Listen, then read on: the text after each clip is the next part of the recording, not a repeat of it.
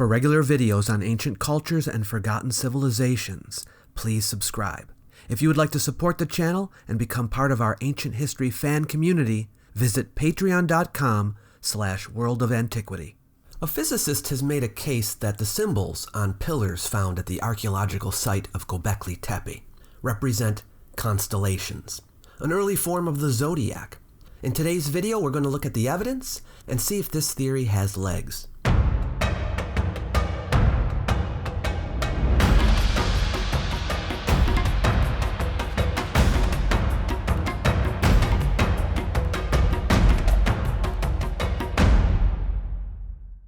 Myths of ancient history is aimed at dispelling common misconceptions about the past. If you're interested in ancient history, lost civilizations, and secrets from antiquity, I encourage you to subscribe to this channel, because you will get plenty of that kind of material. And if you find this particular video valuable, please hit the like button and comment below with your favorite takeaway. And feel free to ask any clarification questions that you may have.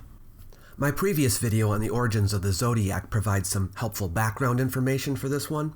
You don't have to go back and watch it first. I tried to make this one so it can stand more or less on its own, but I think it will make for a better overall experience if you watch it.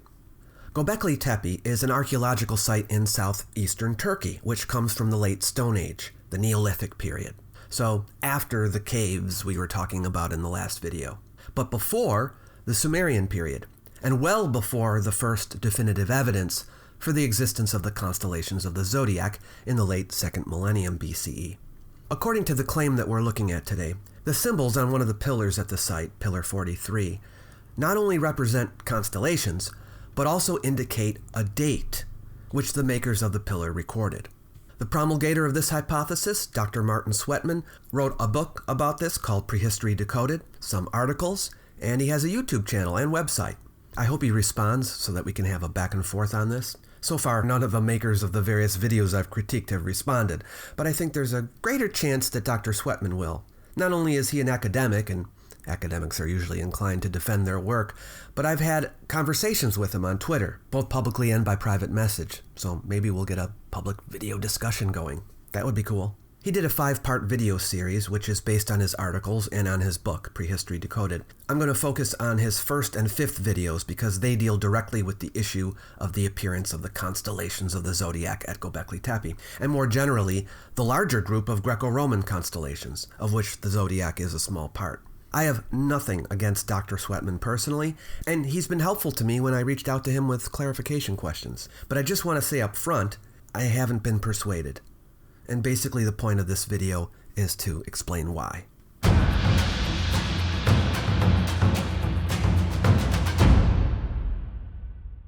Let's listen in as he recounts how he came to his conclusions. For sake of time, I can't include every part of his videos, just the important points, but I will provide the links to his videos below so that you can go watch them in full to make sure that I'm not doing him a disservice. I'm Martin Sweatman.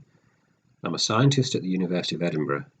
And in this series of videos, I'm going to show you how we discovered a very ancient zodiac. You may be curious what kind of scientist Martin Sweatman is. He's a chemical engineer with a PhD in physics.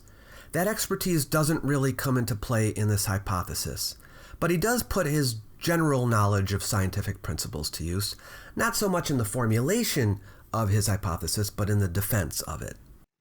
So there are lots of pillars at Gobekli Tepe. This is the amazing thing about the site is the pillars and the level of civilization or organization that they demonstrate. Because clearly to have made these pillars, to have carved them, to have transported them, erected them, and to have carved all these symbols that you can see on them requires a level of organization that was thought impossible for this time. This statement caught me by surprise. I'm pretty darn sure that no archaeologist or historian ever said that the level of organization required to carve these pillars was impossible for this time. It was a surprise to archaeologists. It showed a greater skill than we had yet found for this period in this area. We had to revise our understanding of the times, as we do with every new discovery, but this was never said to be impossible. This is Pillar 43, probably the most important artifact, ancient artifact in the whole world. It's essentially our Rosetta Stone. This is the the artifact that allowed us to decode Göbekli Tepe. So you can see it's carved intricately with these various animal symbols. And there are these handbag symbols at the top. We'll see what they actually are later. I discussed the so-called handbags on this pillar in my Gobekli Tepe handbags video. Check it out when you get a chance. But I'll discuss Dr. Sweatman's interpretation of the 3 handbags coming up. Probably, if we can decode those animal symbols, then we can understand what Göbekli Tepe is all about. You see, the animal symbols, they don't appear to be random patterns. They appear to be encoding some kind of information. They appear to be telling a story. I think we can all agree that the animals were not placed here randomly or in random patterns. There no doubt was thought put into the depictions. I don't see any indications that they're telling a story. In that case, I would expect to see content linking the various images together in an obvious order. I also don't see what is indicating to Dr. Sweatman that they represent a code. Random patterns and code are not our only 2 choices of interpretation. Theories that have already been suggested, both for these images and for other animal representations, such as in cave art, include that they were used in a mystical way to improve future hunting success, or that they were used for shamanistic ritual. We know the nearby Natufian culture used animal remains in their shamanistic practices. That being said, I think it's entirely possible that these animal images could represent constellations. It makes sense to me. And as they are here at a sacred area, I definitely can see people of this place seeing the constellations as gods, animal gods in this case. I don't know this for sure, but I see it as a valid possibility. So this is where I came in. Now, I'm not an archaeologist, but together with my colleague Dimitrios Tsakritsis, who was a PhD student at the time, we managed to decode these animal symbols at Göbekli Tepe. So we were able to understand the origin of civilization, essentially. Wow, this is quite a claim. Figuring out the meaning of the animal symbols enabled them essentially to understand the origin of civilization? This is the first academic whom I've heard in my entire life that has made that claim. And I've read a lot of books. Dr. Sweatman is unabashedly placing himself at the top of the top. Scholars usually are wary of making overreaching assertions like this. Understanding the limitations of the knowledge we have and our own individual limitations, it's wiser to be modest. We may end up being embarrassed later on. So we wrote this paper, Decoding Göbekli Tepe with Archaeoastronomy. What does the fox say? I've read the paper in preparation for this video, and so I'll use it to clarify the statements that he makes in his videos when necessary. I also wrote to Dr. Sweatman with clarification questions, which he graciously answered. I should make it clear right off the bat that the thesis of the paper is not simply that the images at Gobekli Tepe merely represent the sky on a specific date, but that they make reference to a comet impact that Dr. Sweatman and his colleague Dimitrios Tsakritsis believe occurred around 10,950 BCE. The ruins of Gobekli Tepe have been carbon dated to 9,600 to 8,000 BCE, which is at least 1,000 years later than that. So if the pillar records the event, it would suggest the inhabitants of the area still remembered it after a millennium. That's a bit difficult to imagine. If we compare the knowledge of other ancient societies, even ones that had writing, and this one did not, they don't remember events 1,000 years earlier very well at all. You should also know that the comet impact hypothesis itself is controversial. For our purposes, we're focusing specifically on whether the Zodiac, that is, the Zodiac whose origins we were able to trace firmly only to about 500 BCE in Babylonia, existed here, thousands of years earlier. Actually, not specifically the Zodiac, but the entire Greek set of 48 constellations, which we established last time to have been subsequent to the Babylonian system. So this too is controversial. We won't, at least in this video, be going too far into the comet impact hypothesis, only as far as necessary to discuss the Greek constellation issue. So what did we say in this paper? We focused on Pillar 43. That's the key to understanding Göbekli Tepe, and therefore the key to understanding the origin of civilization. I've been following developments at Göbekli Tepe since it was made public in about 2005. But I was none the wiser, until I read Graham Hancock's book, Magicians of the Gods. I didn't know until I saw this that the germ of Dr. Sweatman's idea originated with Graham Hancock. It turns out that Dr. Sweatman is a big fan of alternative history and lost high technology, and this interest preceded his work on the subject. So it would seem his efforts were intended from the beginning to establish the truth of lost advanced civilization. This is not to say that I think this makes him automatically wrong. Oh no, as I said, I think it's perfectly feasible for the animals on the pillars to represent constellations. I bring this up only so that you know that he has a horse in the race. In fact, in the paper, he and Sikritsis say at the outset that their hypothesis about the contents of the Gobekli Tepe pillars may be just the written confirmation of the comet impact that the comet impact theory needs. The only problem is what we end up with is several controversial hypotheses being used to support another controversial hypothesis. And in his book, he suggested that the vulture or eagle symbol here represents the constellation Sagittarius, and that this scorpion symbol represents constellation Scorpius, and that this bending bird symbol with down-wriggling fish might represent the constellation Ophiuchus, although it's not quite in the right position. And that set of correspondences or correlations looked intriguing to me. I thought there could be something to it. Since his hypothesis is a revision of Graham Hancock's, he begins with Graham Hancock's identifications. He hasn't said it here yet, but the circular object that the vulture is holding with its wing, he identifies as the sun. But the archaeologists who examined the pillar have identified this as a decapitated head, and below you can see the body without the head. The sun is unlikely to have been represented by a human head, and it seems to me to be an integral part of the bird symbol rather than a separate symbol. In other words, the vulture is holding the head with its wing. I can't help but be reminded of the Sumerian vulture stela, which more explicitly shows vultures feasting on human heads. But there's even a more appropriate example. At the site of Çatalhöyük, not too far away, and also from the Neolithic period, we find hunting scenes painted on some of the walls, and in them are vultures attacking headless humans. But probably the best example of all is one from Gobekli Tepe itself, where we see, yes, a vulture, and just above its wing, a human head. Now, I'm not nitpicking when I dispute the identification of this image as the sun. This is important because Dr. Sweatman believes that the positions of the symbols should be judged according to the relationship to the sun. It absolutely must be the sun for his hypothesis to stand, because if it's not, he loses his stellar orientation. As for the other animals, the only one of these that matches with a known symbol of a classical constellation is the scorpion as Scorpius in the bottom panel underneath the dividing line. It's a shame that part of Pillar 43 is covered up on the one side and also at the bottom on all the photos we find on the internet, at least as far as I've seen.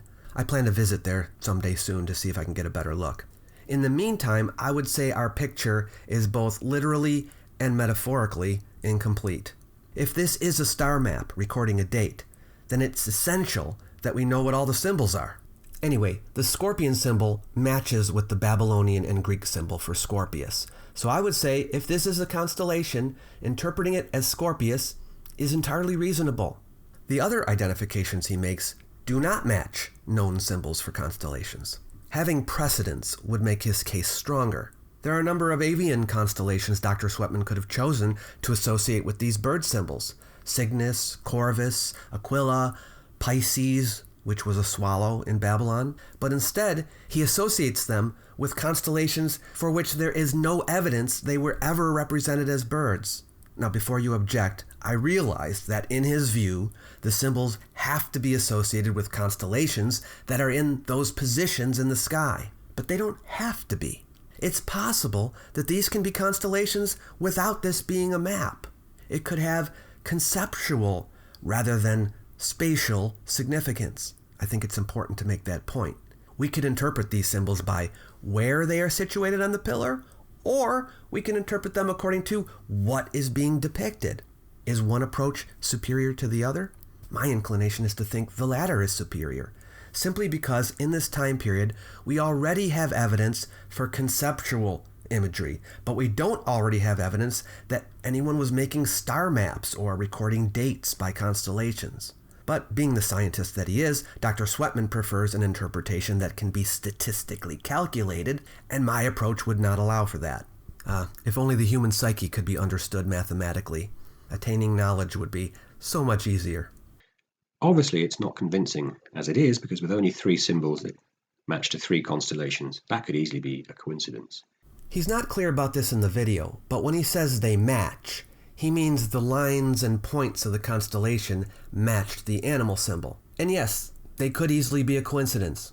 But when I look at them, I'm not even seeing clear matches. The problem with this exercise is how subjective it is. This part is far from scientific, as Dr. Sweatman basically admits.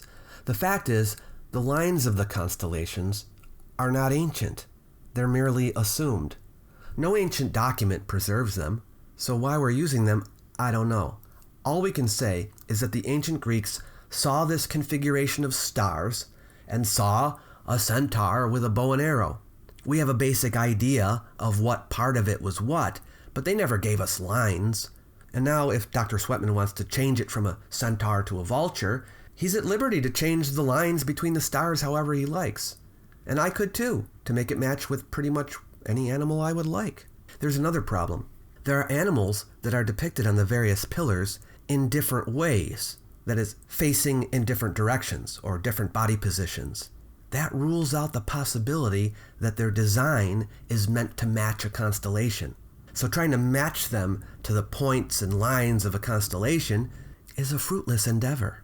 I think an approach that would give us more confidence is simply to match the known constellations with the known symbology. He does that with the scorpion, and that's the most convincing, right? I think we'd all agree. But the other 3 identifications he provides don't match the known symbology, and that for me is a problem. Why? Because if you want to argue for the existence of the classical constellations in this time period and in this region, and I said this in my previous video, then the more matching symbols you have, the stronger your case. But he only has 1 so far, and if I recall, he'll provide only 1 more example. Without matching symbols, there's no way to verify that the classical asterisms existed here. The people of Gobekli Tepe, if they had constellations, could very well have had different constellations, different star arrangements. And if you remember in my last video, I showed you how it took a long time for the catalog of classical constellations to develop. At least 2 separate systems were combined by the Greeks, and that was long after the time of Gobekli Tepe. We know they got some of their constellations from the Babylonians, and we know they got other constellations from somewhere else, not from the Babylonians. So the claim that the full Greek catalog existed this far back is anachronistic. The positions of the constellations are only significant if we have the correct constellation set. But, albeit unlikely, let's continue with the assumptions Dr. Sweatman is making. Assuming that the people of Gobekli Tepe had a set of constellations closely resembling that of the Greeks from thousands of years later, and assuming that the arrangement on the pillar is representing the arrangement of the constellations in the sky, and assuming that the circle on the vulture's wing is the sun and not a head, or part of the vulture image, then yes, Sagittarius is in the right spot, but Ophiuchus is not. And then we got the problem of orientation. Scorpius is facing in the wrong direction. Now, in the paper, they make the point that, quote, "It is possible the artists of Pillar 43 did not intend to depict an accurate star map of the sky. Rather, their intention was perhaps to provide a symbolic representation of the order and approximate placement of the constellations as they saw it, sufficient to enable interpretation of Pillar 43, unquote. That may be true, but when the placement of the constellations is a key support for your identifications, imprecision weakens your case. What concerns me is that he is giving himself considerable wiggle room before doing a statistical probability analysis, making it more difficult for his hypothesis to be falsified. So far, just 2 constellations match in their positions in relation to the sun. However, starting from that idea, I was able to go much further and decode the rest of the animal symbols at Gobekli Tepe. So, for instance, this duck or goose symbol at the bottom of Pillar 43 looks rather like constellation Libra.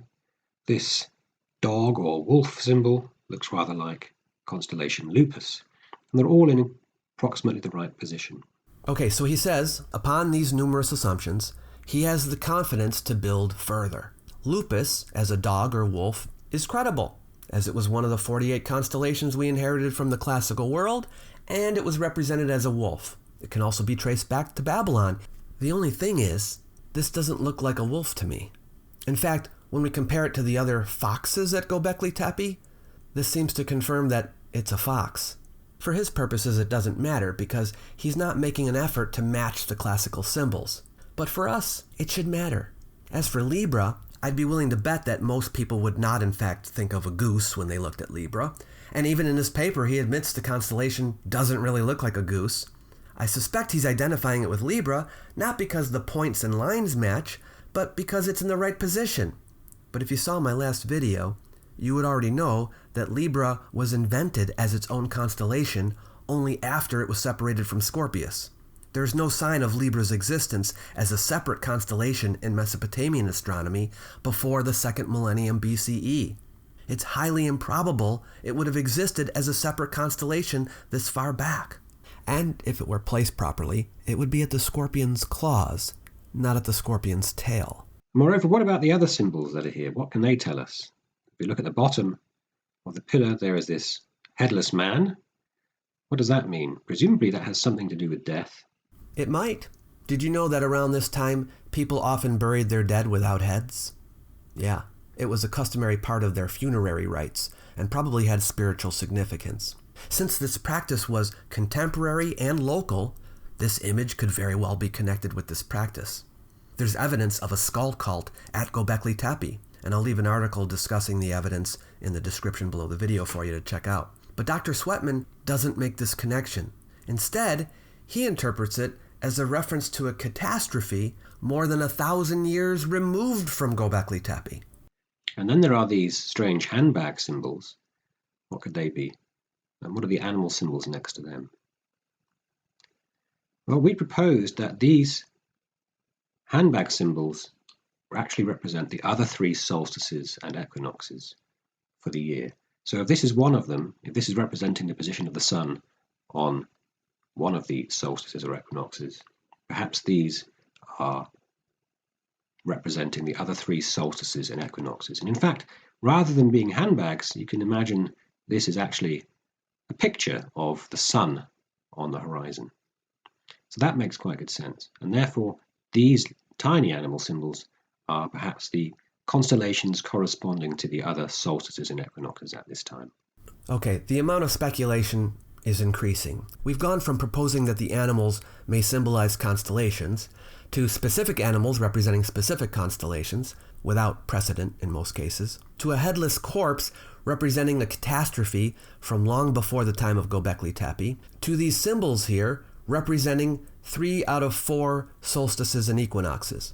I can certainly understand a semicircle positioned at a horizon as a reasonable interpretation of the sun, but this isn't a neat fit, is it?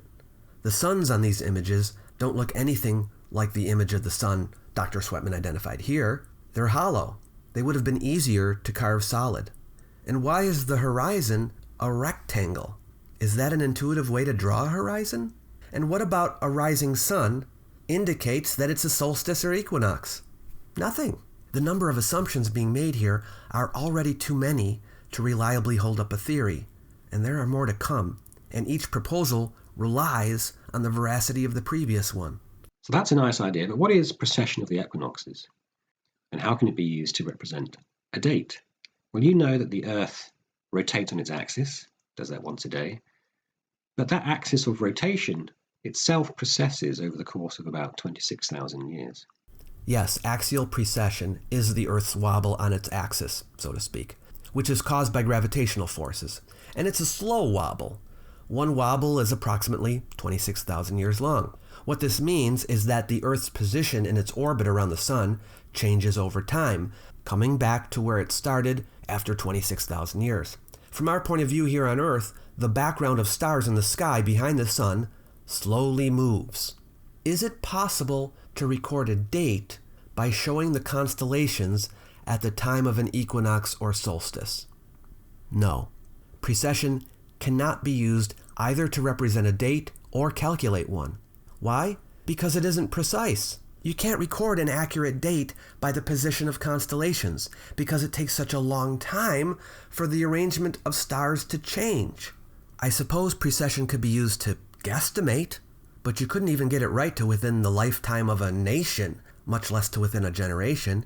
Even in the case of an approximate date, knowledge of precession wouldn't be needed to record it, because all you would need to know is what constellations were in the sky on that date. And even if you were recording a date during which time the arrangement of constellations was different than your own time, all you would need to have is the information passed down to you. Not the information about precession, just the information about the arrangement of constellations. Advocates of lost high technology usually argue that the ancient people had less knowledge and capabilities than mainstream archaeology assumes. But in this case, Dr. Sweatman has taken the opposite position. By attributing knowledge of precession to the people of Gobekli Tepe, he's assigning to them more knowledge than he would even give to later cultures. If he believes in the fringe idea that a comet impact wiped out an earlier advanced civilization and all the knowledge they had, so that humans had to start all over again, wouldn't that place Gobekli Tepe early in that period of redevelopment? 1,000 years after the impact is too early for them to have advanced that far in their knowledge, and too late for them to have retained anything from the pre-impact period.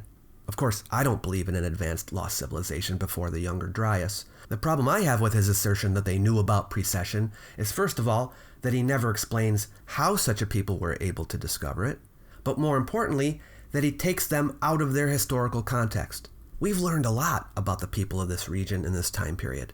How they lived, what tools they had, what capabilities they had. They hadn't even invented pottery yet, and such advanced astronomical knowledge is out of keeping with everything else we know about them. It's anachronistic. So it's like a wobbling top. Now that has observable consequences. It means that if we look behind the sun, if we could see behind the sun and see what constellation was there on the summer solstice today, we would see the constellation Gemini. But 11,000 years ago, if we were to do the same thing, if we were to look at the sky behind the sun on the summer solstice, we would see the constellation Sagittarius, as shown on Pillar 43. So the summer solstice constellation gradually rotates around the zodiac, and it's the same for the other equinox constellations and the winter solstice. If you're wondering how the people would see the sun and the stars at the same time, at sunrise there's a short period where both can be observed. At this point we still haven't established yet that Sagittarius is on Pillar 43, but even if we did, he has pointed to no evidence indicating the image featuring the vulture is a solstice or equinox. So by writing down all four of the constellations corresponding to summer and winter solstices and spring, autumn equinoxes, you can write a date accurate to within about 500 years. So that's what we propose Pillar 43 represents. So he admits himself it's not an exact date. That would indicate that the makers of the pillar either had no idea how to record an exact date, did not have an exact date, or did not care what the exact date was. Since an astrological age is about 2,000 years long, then the date wouldn't actually be accurate to within 500 years, as he says. This configuration, which he affirms is approximate, existed for a good 1,200 years. If they simply were recording what they saw in the sky in their own time, which I think is a feasible idea, why does it have to be a date? Assuming it is a date, who are they recording it for? Future posterity? I find it very difficult to believe that they were recording a date for people 1,000 years or more in the future. It's more reasonable to suppose they made these pillars for themselves. The idea of a Stone Age people making a time capsule seems very far-fetched to me. Doesn't it to you? Okay, so if we compare the animal symbols at the top of the pillar next to these sunset symbols with their corresponding equinoxes or solstices, we find that this bending bird symbol looks just like, or a lot like, Pisces, that this animal symbol, which could be some kind of charging gazelle or ibex, looks a bit like Gemini at the winter solstice, and this down-crawling creature looks a bit like constellation Virgo, corresponding to the spring equinox. The first one kind of matches, but the other two, no, I don't think so. What do you think? But there really is no point in arguing over that, because whatever animals they are, he would still say they represent Pisces, Gemini, and Virgo. And if he's honest, he'll admit that, because he needs them to be those constellations for his date to work. The symbols are irrelevant to the thesis. And this all happens at around 10,950 BC, more or less, to within a few hundred years. So we get that date by lining up the Sun relative to constellation Sagittarius in this software. This is Stellarium software. You can download Stellarium yourself and check everything I say. So at 10,950 BC, the Sun is about halfway between this sort of head and wing on the constellation Sagittarius, and therefore it's probably quite close to the date, if this is representing a date, on pillar 43. I downloaded Stellarium, and it shows that in September, the time of the summer solstice in those days, the Sun was between the head and wing of Sagittarius between 11,700 and 10,500 BCE. That's a 1,200-year span. And since Dr. Sweatman has already indicated that the positions of the symbols on the pillar are approximate, we can't narrow it down any further than that. In the paper, they said their date was accurate to within 250 years. Here in the video, he widened it to 500 years. According to Stellarium, which he claims to have used, the date is more like 11,100 BCE plus or minus 600 years. There are 4 dates to choose from. One is today's date, more or less, which is the one that Graham Hancock proposed corresponding to the winter solstice. We propose that instead it's the summer solstice that's represented here at around 10,950 BC. That makes a lot more sense to us because that date is far closer to the actual construction date of Gobekli Tepe. In fact, it precedes the radiocarbon date of Enclosure D by about 1,000 years or so. From the numerous assumptions already discussed, he draws the conclusion that the only solstice or equinox that this could represent is the summer solstice. Why? Because if this is a date, the solstice or equinox with this configuration of constellations that provides a date closest to the date of Gobekli Tepe is the summer solstice around 10,950 BCE. But it's still 1,000 years removed. Think about it. More than 1,000 years. Not 100, 1,000. He believes the people who built this Stone Age ritual center remembered how the stars were arranged over 1,000 years earlier and wanted to record them because they believed the date was important to remember, even though it was so imprecise. Could have happened anywhere within a 1,200-year period. And even though we have discovered no settlement here from 10,950 BCE, Dr. Sweatman is assuming that the people of Gobekli Tepe recorded the stars as they would have been seen right here in this spot at a time when no one lived here. I think we need to face the possibility that it may not even have been on a solstice or equinox at all. If this is a representation of the heavens, it may simply be the configuration of the sky on the date of the making of the pillar or the building, or on the day of birth of an important person, or day of death, or some other significant day within the lifetimes of the makers. That is far more realistic. By the way, in 9,500 BCE, around the time carbon dating indicated this enclosure was built, the configuration he proposes, with the sun between the head and wing of Sagittarius, existed in mid to late September.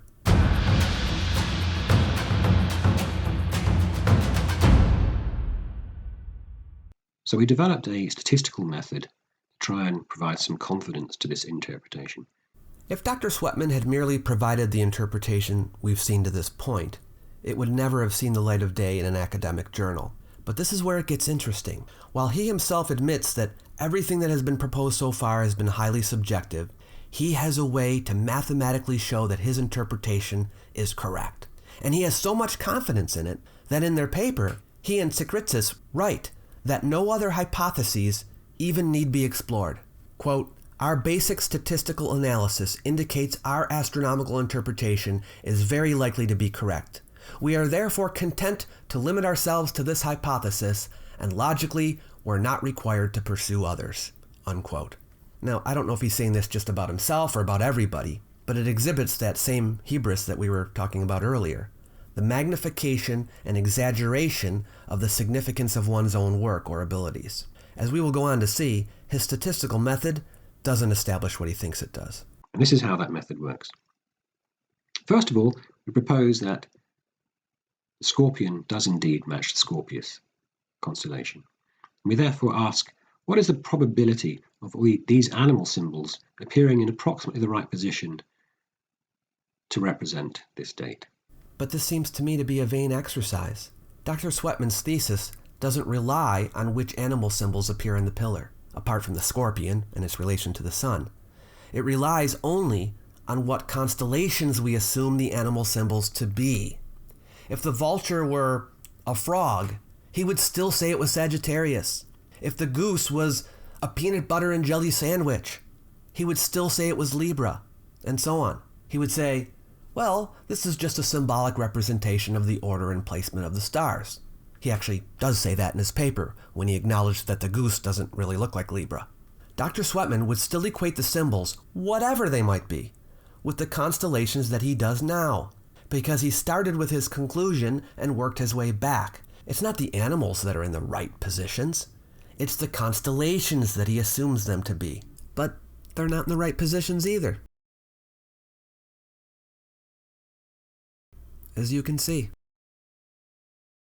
So the way we can think about that problem is by viewing each of these animal symbols, so the three at the top next to the handbags, or the sunset symbols, plus Ophiuchus, the duck or goose, and the dog or wolf, and the vulture. So we've got 7 other symbols surrounding the scorpion. Let's suppose instead that each of those symbols is replaced by a dice, and each dice has 13 sides.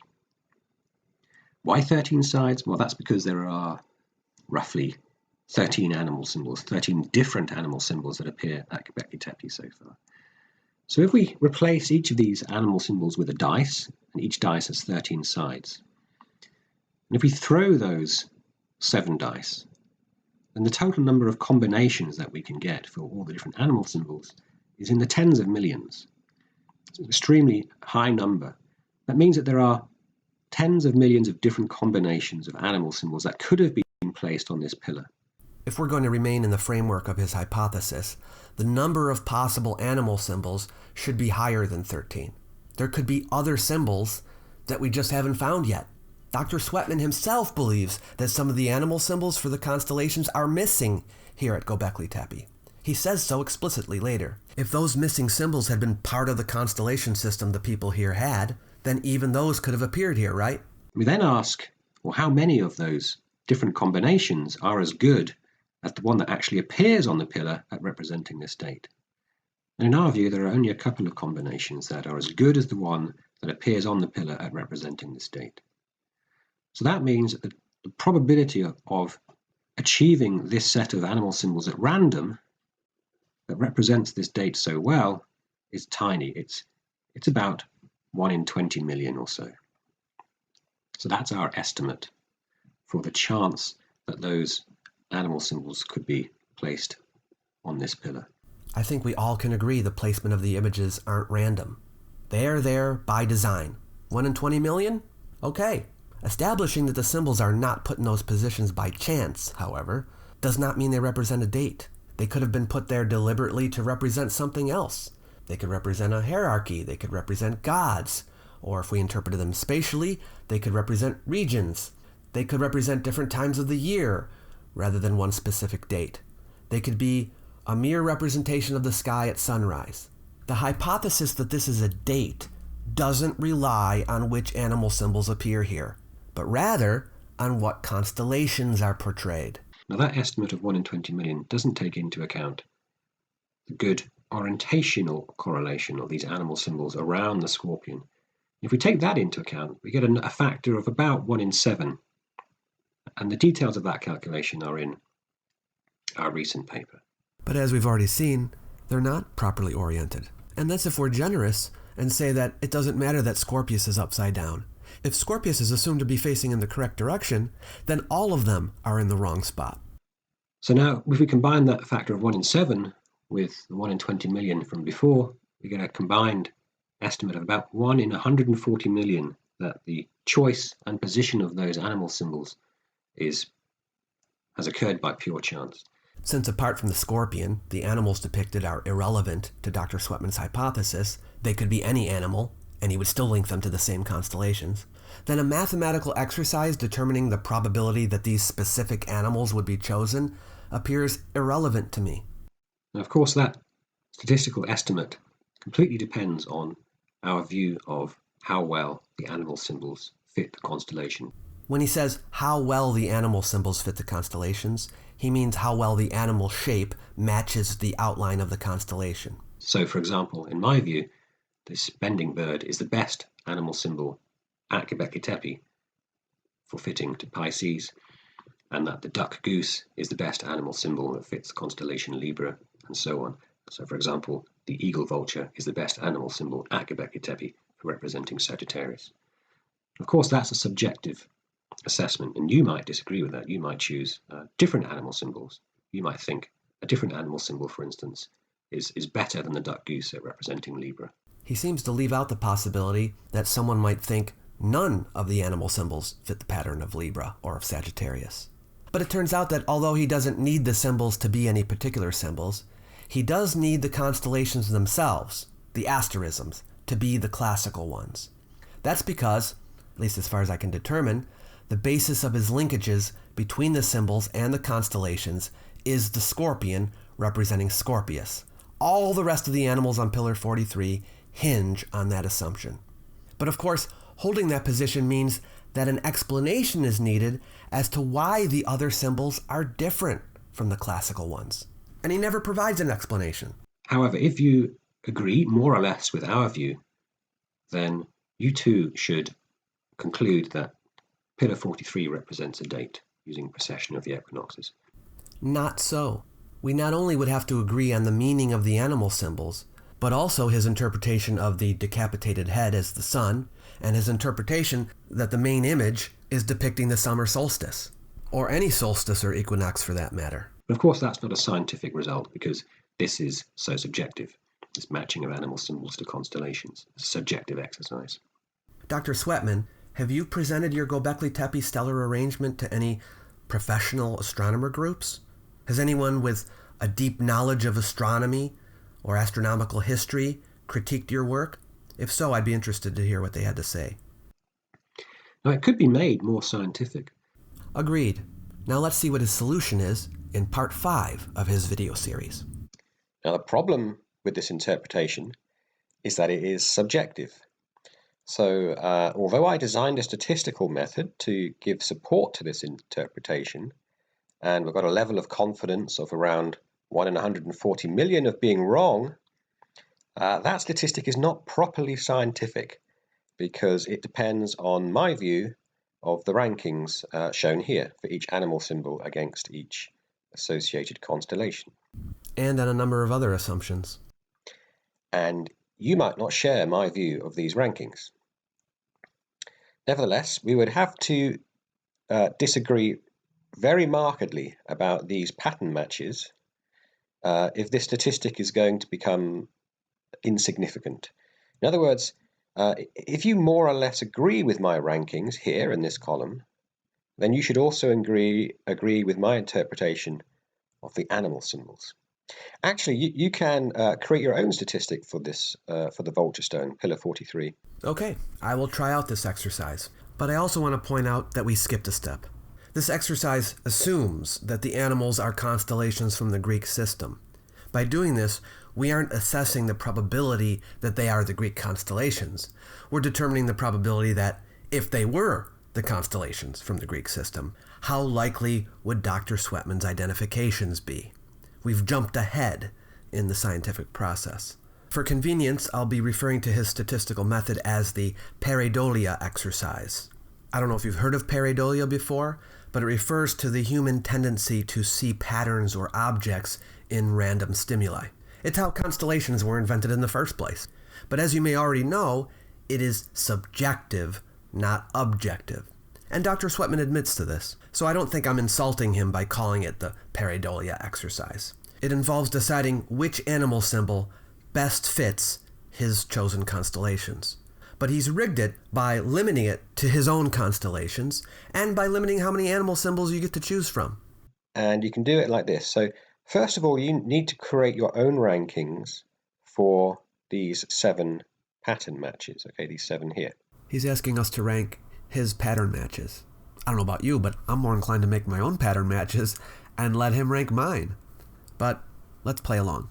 I assume he's asking the viewer to do this because he wants each of us to judge how well his system holds up. The basic form of the calculation is P divided by Q, where Q represents the total number of possible permutations, and P represents the number of permutations better than Dr. Sweatman's. And by a better arrangement, I mean a set of animal symbols that match the constellations that he has chosen better. But note here that the constellations remain constant regardless. They are what he chooses them to be. If you believe that it's possible that the symbols do not represent constellations at all, or that they are constellations but not the Greek ones, or that they are the Greek ones but not the constellations he has chosen for you, then this calculation is meaningless. Since his hypothesis hinges on what constellations the animals represent, not on what animals the constellations represent, I would say it's meaningless anyway. So, for example, you would need to look at Sagittarius and the vulture eagle and decide what rank the vulture eagle is in your view when fitting to Sagittarius. So if you thought like me and Graham Hancock that the eagle vulture is the best animal symbol out of these ones here, okay, these are the only ones that you can choose from. There are only 11 here. Earlier he said there were 13 and did a calculation based on the number 13. And he's assuming that there are no animal symbols other than the ones we see at Gobekli Tepe. But as I mentioned earlier, the total number of animal symbols, according to Dr. Sweatman, is higher than 13. So if you thought it was the best of these animal symbols for fitting to Sagittarius, then you would put a 1 here. But if you thought it was the second best, if you thought there was another animal symbol that was a slightly better fit, then you would put a 2 here. Or if you thought there were 2 other animal symbols at Gobekli Tepe that were better than the eagle vulture at fitting Sagittarius, then you'd put a 3 here, and so on. And you need to do that for all these 7 constellations here with a rank beside them. If you or I wanted to do this for our own matches and have him judge ours, we would get to place 1s in all the boxes, and it would come out to a probability of 1 in 140 million. Now let's say that you thought none of the animal symbols fit. What would you put in the box? Not an option. He's forcing you to choose a number. Okay, I've put in my ranks. Very subjective, of course, as anyone's would be. Many of Dr. Sweatman's choices, I don't agree, match the constellations to the best animal, as you can see. And to be clear, I use the configuration of stars, not the lines. Okay, the drawn lines there are modern. Now, once you've done that, you simply need to multiply all your ranks together and divide by 280 million to get this statistic according to your own view of the pattern matches.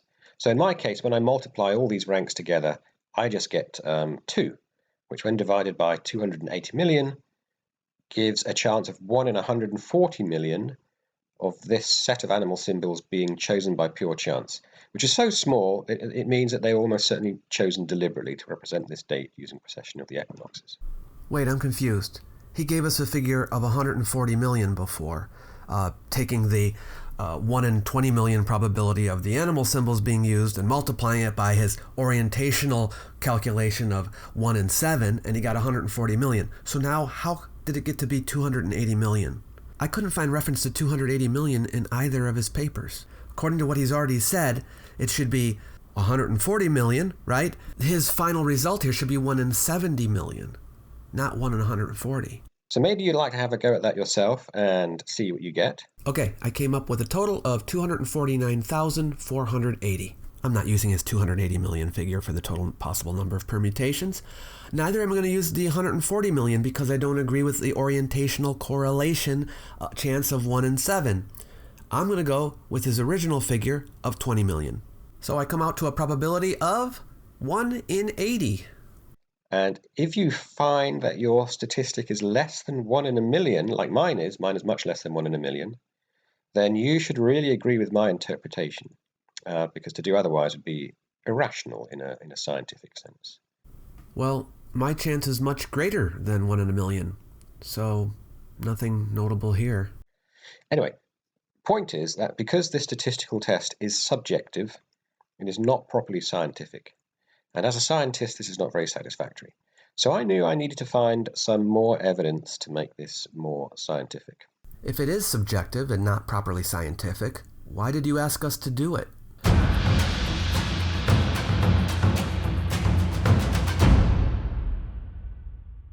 So what I'm showing here are the zodiacal symbols from the set of symbols decoded from Gobekli Tepe. So it's just the ones from the previous slide that are part of our the zodiac. So as you can see, there are a few missing here. So we're missing symbols for Taurus and Leo and so on. They can only be considered missing if we assume that they had all the constellations of the zodiac in those days. And so far, I've seen nothing to suggest they did. So I began to look around at other archaeological sites to see if the same system was used elsewhere. That seems reasonable. There are a number of other tepes in the region from the same time period, and I wouldn't be surprised if we found more pillars with similar symbols on them. And I also thought that this system was probably used before Gobekli Tepe, perhaps by thousands of years. This does not seem reasonable as an a priori assumption. I think we should assume that something existed only once we have the evidence for it. And the reason for thinking that is that precession of the equinoxes is so slow. It takes nearly 26,000 years to complete an entire cycle or great year. And the people that built Gobekli Tepe must have had a lot of confidence in this system to use it at the world's first megalithic temple. So they must have known this system for a long time already. But we haven't yet established that the people of Gobekli Tepe knew about precession. Even if we assumed they recorded a date on the pillar, knowledge of precession would not be necessary to have recorded it. Only knowledge of what the sky looked like on that date, information that could have been passed down without knowledge of precession. That's the subject of my next paper, Decoding European Paleolithic Art, Extremely Ancient Knowledge of Precession of the Equinoxes. And so this was published towards the end of last year, end of 2018, and this time it was co-authored with Alistair Coombs. I'll leave links to all the pertinent articles in the description box below the video. Now, Alistair played an important role here. Like me, he'd been looking around at other archaeological sites to see if any of them also used this zodiacal system. And then one day he contacted me and pointed me in the direction of Çatalhöyük because he thought he recognized one of the symbols there. Çatalhöyük is another well-known site in Turkey. It's about 400 miles from Gobekli Tepe. And it dates to the 7th and late 8th millennium BC. So it's really old, but not quite as old as Gobekli Tepe. Cool. I've always found Çatalhöyük a fascinating site. And the really special thing about Çatalhöyük are its shrines in its lower levels. So that's the key thing of interest to us. Dr. Sweatman is a little behind the times. Recent work and analysis has shown that what were once thought to be shrines were not, in fact, such. There are no known ritual centers at Çatalhöyük, which is too bad because that would have provided a nice parallel with the ritual center at Gobekli Tepe. From the archaeological evidence, all of the structures at Çatalhöyük have been determined to be domestic in nature. People lived in them. Çatalhöyük was a house society. People's residences formed the structure of the community. The more elaborate ones, these are residences of those who had acquired more symbolic capital than other members of the community, either through specialization or hierarchy. Now, what interests us is that there are only 4 types of these shrines, as shown here. So you get these shrines made from bull's heads and horns, and then there are ones made from ram's heads and horns. And then there are these sort of splayed creatures, splayed quadruped shrines as well. And it was this type of shrine that Alistair recognized. He thought it looked like the down-crawling or splayed creature that represents Virgo in our zodiac. And then there are also these leopard shrines, and there are only these 4 types of shrine in the lower levels at Çatalhöyük. I'm confused why he's saying that the bull, ram, and splayed creature shrines were different shrines while pointing at a single structure. More importantly, his assertion that there are only 4 types of shrine is incorrect. Now, it turns out that Alistair was probably right, and in fact, this splayed creature is a bear. So here I'm comparing a bear seal stamp found at Çatalhöyük, the figure at the top right of Pillar 43, that's this one here, and a similar figure found in the fill at Gobekli Tepe. So this is now in Sanliurfa Museum. And over here we can see an artist's impression of one of these shrine symbols. And you can see that by and large they look pretty similar. At least the archaeologists now think that these splayed quadruped shrines do actually represent bears. And I agree. Although the bear at Çatalhöyük has the same body position as the creatures from Gobekli Tepe, the head is completely different.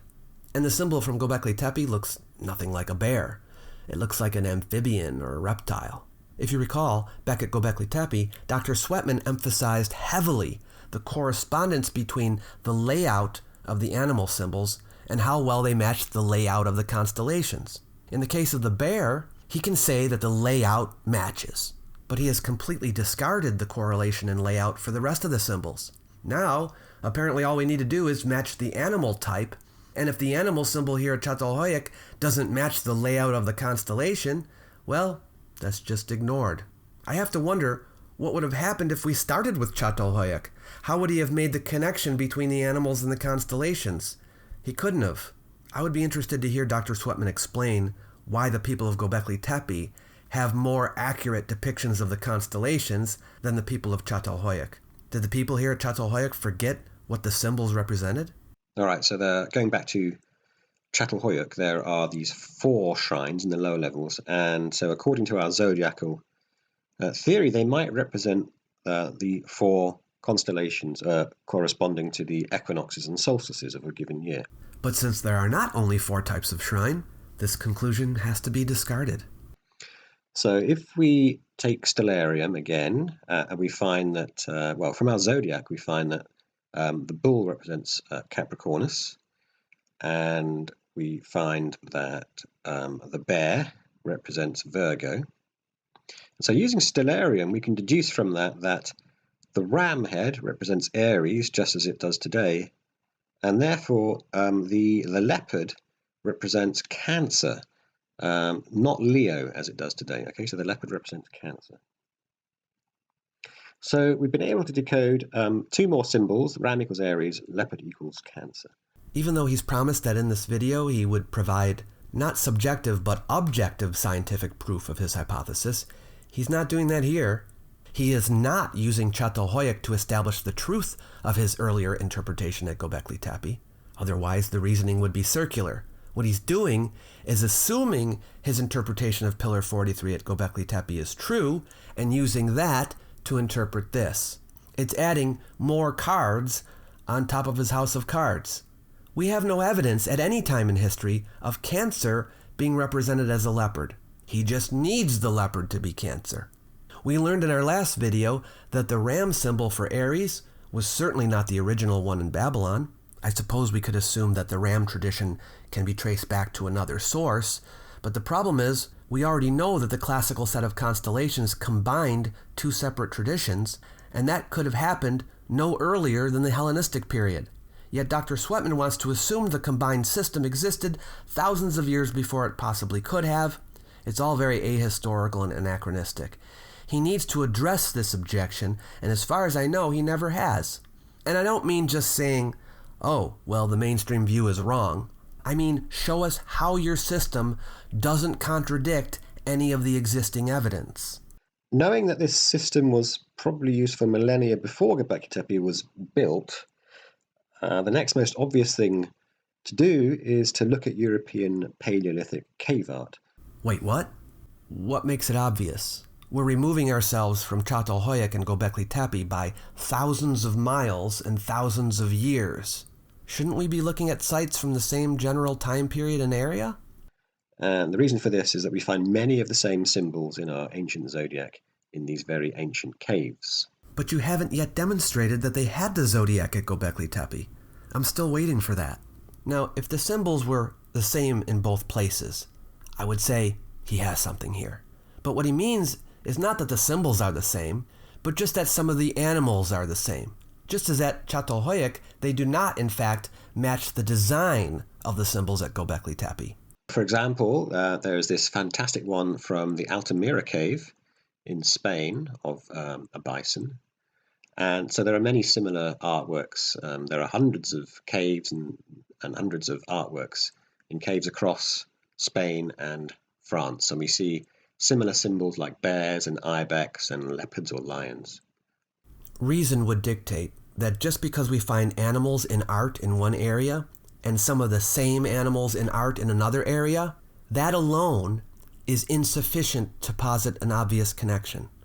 So there are a lot of similarities. So could it be that the people, even as far back as, say, 15,000 BC, which is more or less when this painting was painted, and earlier, were already using this zodiacal system?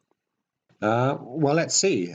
Here's the next important piece of art from a cave in Western Europe. This time it's the Lascaux cave system in France. I know there have been some anthropologists that have suggested that the art in Lascaux Cave might depict constellations, and I'm open to such an idea. There's a National Geographic program that came out in 2009 which explained the hypothesis. But one thing I noted about that one is that the researcher offers definite links between the symbols in the cave and the constellations. For one, they, for the most part, used the known symbols for the constellations instead of inventing new ones. They also match the images to the constellations in much the same way as Dr. Sweatman tried at Gobekli Tepe. And although that still is subjective, we will see how Dr. Sweatman has completely dropped that exercise in his second paper, not making any attempt to show matches between the appearance of the symbols and the appearance of the constellations.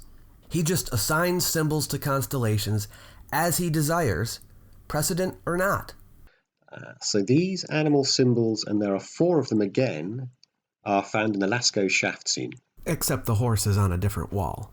Which is probably the most famous cave art scene of all. So here we see a bull or a bison or an aurochs, and here is a kind of duck-like bird on a stick. And then off to the left here we've got what is actually a rhino. And on the rear wall there is this horse painting. Okay, so there are only 4 animals here, so maybe we can use these to complete our ancient zodiac. It seems to me that he's just looking for animals to complete his zodiac, and he's willing to take whatever he finds, regardless of the place or the time. So using stellarium again, we find that these 4 animal symbols, if they represent the solstices and equinoxes in the same year as we think they do, then we find that, we know that the bull is Capricornus, and according to our zodiac, the bird, this duck or goose-like bird, is Libra. So that means that the rhino must be Taurus, and the horse must be Leo. Using stellarium, that's what we find. In fact, those were the 2 missing pieces of the jigsaw. So now we have completed our zodiac. Why is he okay with the fact that the animal symbols don't match any known symbol ever used for those constellations? And in the absence of that connection, he makes no effort to show that the design of the symbols match the layout of the constellations. The only thing that connects this image to the solstices and equinoxes, so far as he's told us, is that there are 4 animals, and there are 4 solstices and equinoxes.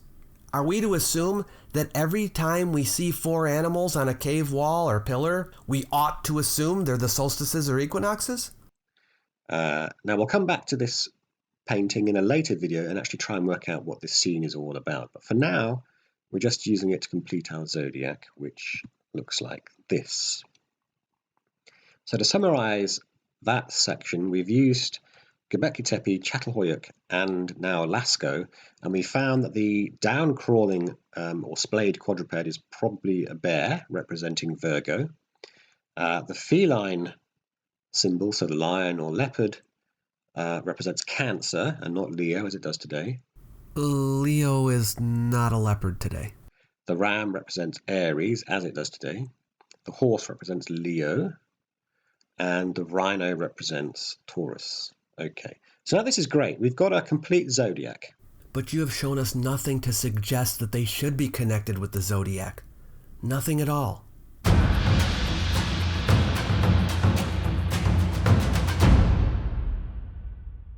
So now what can we do? Well, we still have the problem that all these associations between animal symbols and the constellations, it's still all subjective. We still haven't shown that these connections are scientific. But the great thing about Paleolithic cave art is that there are hundreds of these animal paintings known in dozens of caves in Europe. That just opens up the possibilities even more. Even more importantly, many of these animal paintings have been radiocarbon dated because they have organic paints. So this means that we can finally perform a fully objective scientific test of our zodiacal system. So basically what we can do is compare the radiocarbon ages of these paintings with their ages predicted by our zodiacal system. You can perform a test on the cave paintings, but what about Gobekli Tepe? As we will see, it isn't included in the test. But why not? After all, we have a carbon date for the enclosure in which Pillar 43 was found. But you see, Dr. Sweatman doesn't believe the images on Pillar 43 were made at the time the imagery would have matched the sky. And yet he does believe that the imagery here in the caves, at the time of their creation, would match the sky. But isn't there a possibility that the cave painting could represent a date other than a contemporary one, just as Gobekli Tepe does? If he's ruling that out, which he apparently is, on what basis is he doing so? He never says. But it's very clear that he thinks that the cave painters were using the same system as at Gobekli Tepe, but apparently for entirely different reasons. So he's basically testing imagery from a different place and time from Gobekli Tepe, and that was made for a different reason than Gobekli Tepe, but somehow it's supposed to tell us what the images at Gobekli Tepe mean. As in the case of the first paper, also in this one, it seems to me that Dr. Sweatman skips a number of scientific tests in the earlier parts of his process and only performs one after he has piled speculations on top of each other. In other words, he doesn't test each speculation, he tests them as a group. I think that increases the possibility of error. Okay, so let's look at this diagram here. So it shows the Great Year, which takes about 26,000 years to go through one cycle. And so you can kind of imagine it like this. So there are these 4 arrows which correspond to the 4 solstices and equinoxes of any given year. And they point to the 4 symbols on this zodiac. But very slowly, of course, over 26,000 years, this circle rotates so that the equinoxes and solstices gradually change which constellation they're pointing to. Now, suppose that the summer solstice, suppose this is the summer solstice, and suppose that it's pointing towards Virgo, which is the bear sign in our zodiac. Then we can expect bears to be painted on the caves at this time. But after a few thousand years, the summer solstice will have moved on, and it will then point at Leo, which means that we can then expect horse symbols to be painted in these caves at this later time. What would be the purpose? And because each symbol is just over 2,000 years wide on average in terms of precession, we can expect that bears will be painted for a little over 2,000 years before they stop being pointed, and horses are being painted instead for the next couple of thousand years. And we don't expect to see bears to appear again in these caves, in terms of bear paintings in these caves, for another 4,000 years, because that's how long it takes for the next equinox to rotate around and start to point to Virgo again.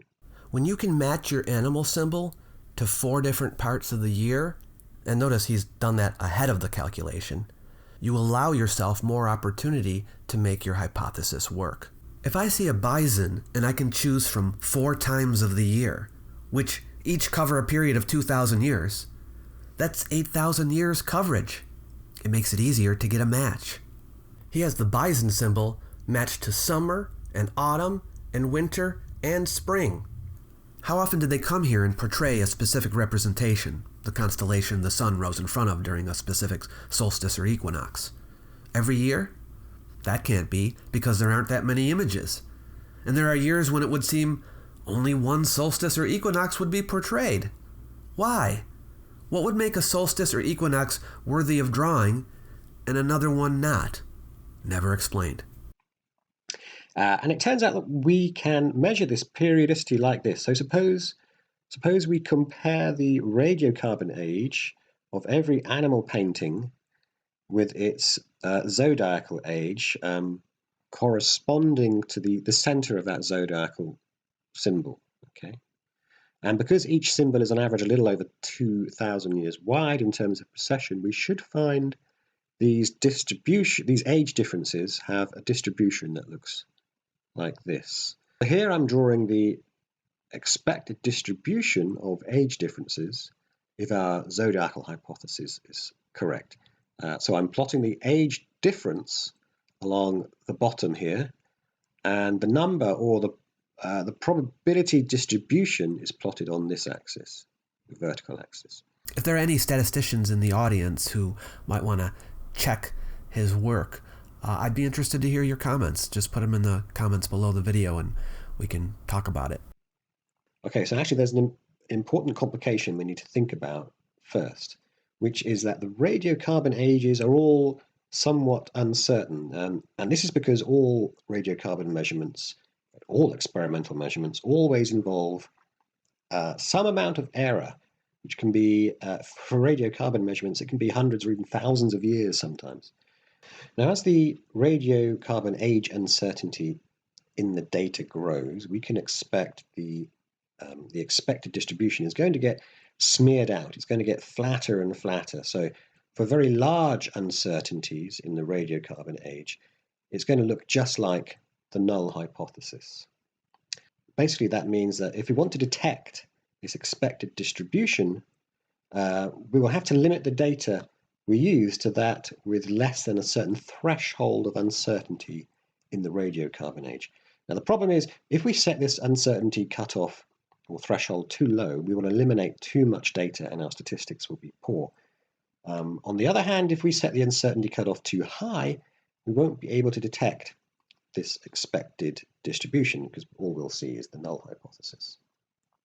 So for this exercise, I chose an uncertainty cutoff in the radiocarbon data of exactly 1/3 of the maximum of 3,222 years. So I actually chose a value about 1,080 years. And with that cutoff in the radiocarbon uncertainty, we should still be able to detect the expected distribution if our hypothesis is correct.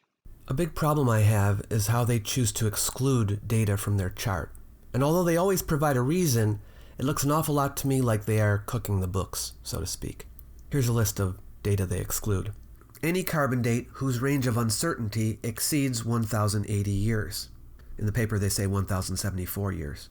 The reason they give for deleting this data is, quote, because radiocarbon data that exhibits large experimental uncertainty cannot be used to distinguish between a successful prediction and pure chance, unquote. This may be true, but the figure of 1,074 or 1,080 years is arbitrarily chosen, and I find it suspicious. Also, the uncertainty range of carbon dates is based on how far back in time the sample is. So that suggests he's excluding older samples and favoring more recent ones. If there are two carbon dates taken of the same cave painting, and they are too far removed from each other in time, they exclude them both. Yet one of these could very well be correct. What I would expect in a scientific paper is a discussion of the reliability of the samples based on independent evidences. I'd be willing to bet that there has been discussion and analysis done by others which could have been taken into account. They exclude all carbon dates from Kosker Cave that were taken below sea level, saying they must be contaminated. I would like to know what the scientists who took the samples say about that. There is, as you might guess, no discussion of this in the paper. They also excluded all carbon dates published in any language other than English. I don't think that's necessarily in order to rig the experiment, but I do think it's lazy, and it strikes me as very unscientific not to analyze a comprehensive collection of data, and even more so to base your selection on what's convenient. Results from an independent sample can only be left out in exceptional circumstances, and only if there are especially compelling reasons to justify doing so. A further problem I have is that he conducts his experiment on all the caves and Çatalhöyük together as a group. They are far removed geographically and do not belong in the same experiment. You can't supplement European Paleolithic cave paintings with Neolithic history house artifacts just to make it look like you have more samples and to make your analysis appear more statistically sound. The fact is, there simply isn't enough data from Çatalhöyük, but he unscientifically throws everything into the pot. So the radiocarbon and zodiacal age difference, plus or minus, should be roughly evenly distributed up to about 1,000 years, because most symbols are around 2,000 years wide in terms of precession. But then there should be a kind of cliff or a drop-off, and the distribution will go down to zero pretty quickly. This won't be a completely sharp drop-off or cliff edge because the zodiacal symbols are not all the same width. So here I'm showing the results. Now, each symbol here represents a single painting of an animal symbol in our ancient zodiac that appears in a European Paleolithic cave where the radiocarbon age has been measured and reported in an English language peer-reviewed research journal. Okay, so basically this is all the data that there is in English language peer-reviewed research data, English language peer-reviewed research journals. Every single piece of data is here. Yes, we already established that this test is Anglo-centric. But notice how by saying every single piece of data, he makes it sound as if it were thorough. I'm sorry, but this is anything but thorough. So on the bottom, we've got the calibrated radiocarbon age. And at the side, we've got this the age difference, plus or minus, between the radiocarbon and zodiacal ages, up to a maximum of 3,222 years. See the hollow triangles, square, and circles? Those are all the omitted carbon dates. It just so happens the majority of them are above the line and would detract from Dr. Sweatman's conclusions. But no worries, they have been disregarded on what he claims are independent grounds. So it turns out that the chance of getting this distribution of filled circles, where just 2 points are above this horizontal line at 1,450 years, is about 1 in 500 million. Okay? In other words, the chance that this zodiacal hypothesis is wrong is about 1 in 500 million. Therefore, this test has confirmed our zodiacal hypothesis to an extraordinary level of confidence. The probability it is wrong is so small that you can practically just forget about it. So this is how science works. Normally, in science, we are looking for statistical results at around about 1 in a million to be confident of a result. But here it's much better than that. It's 1 in 500 million of being wrong. So that's a really tiny chance. But here is the most important question. What about this statistical experiment connects the Paleolithic caves in Europe to Gobekli Tepe? Nothing. The experiment did not include Gobekli Tepe. It was mainly just an analysis of the European caves. So even if it somehow demonstrated that the cave paintings were related to the solstices and equinoxes, which I'm not convinced of, it has no bearing on the meaning of the symbols at Gobekli Tepe, which was built by different people far away at a different time. It doesn't prove anything about Gobekli Tepe because Gobekli Tepe isn't included. Look at the chart and the animal symbols that are listed that were analyzed from the caves. Bison, rhino, horse, lion. How many of these symbols are found on Pillar 43 at Gobekli Tepe? 0. The only connection to lands further east would be the data from Çatalhöyük, but we don't have a proper spread of samples from Çatalhöyük, as we do from Europe. And Çatalhöyük is also too far removed from Europe to assume any connection. Actually, work after this paper was published has shown that the stag symbol or stag animal painting and not the fox probably represents the constellation Aquarius in European Paleolithic cave art. If we take that into account, the statistic becomes even better. It goes up to about 1 in 2.3 billion. Moreover, if we combine this result of 1 in 2.3 billion with the one from Pillar 43 at Gobekli Tepe of 1 in 140 million, we get a combined statistic of around 1 in 300 quadrillion. Now that is incredibly tiny. I would like to hear Dr. Sweatman explain how it's scientific to combine the results of a probability test conducted with subjective data in one region of the world with a separate probability test conducted in another region of the world with no overlapping data between the two tests, into an overall probability figure for the entire hypothesis. A conclusion can only apply to the population from which you took the random sample of independent measurements. Basically, what we have proven, in a scientific sense now, is that the zodiacal hypothesis is correct. These animal symbols definitely represent constellations. It would be irrational to think that they don't. It would be irrational to think they do. Science always needs to consider plausible alternative interpretations of an observed result. Dr. Sweatman seems to think we can dispense with all that. So this has profound consequences, most obviously for the disciplines of anthropology and archaeology. So it means that current theories for the origin of civilization and the origin of religion and the origin of writing, that they are probably not quite correct. They need to be adjusted to take into account the Younger Dryas impact, coherent catastrophism, and this ancient interest in astronomy and the ancient zodiac. And of course, it means that our understanding of the history of astronomy is completely wrong. So, for example, it's generally thought that our constellations, it's generally thought we get those or we obtain those from the Mesopotamians. So that's the Babylonians or the Sumerians in the 2nd or 3rd millennium BC. But this looks to be wrong by many tens of thousands of years. Likewise, precession of the equinoxes was thought to be first noticed by Hipparchus of ancient Greece in the 2nd century BC. And of course, now we see that is also wrong by tens of thousands of years, and so on. And this discovery even has consequences for many earth sciences. So remember that many aspects of modern earth science have traditionally been built on the edifice of gradualism, which rules out cosmic impacts from the very beginning. And now we now know this is very clearly wrong, even on the timescale of human development, on the timescale of Homo sapiens. So we now know that we need to take account of catastrophic impacts with cometary debris, which often don't even leave craters.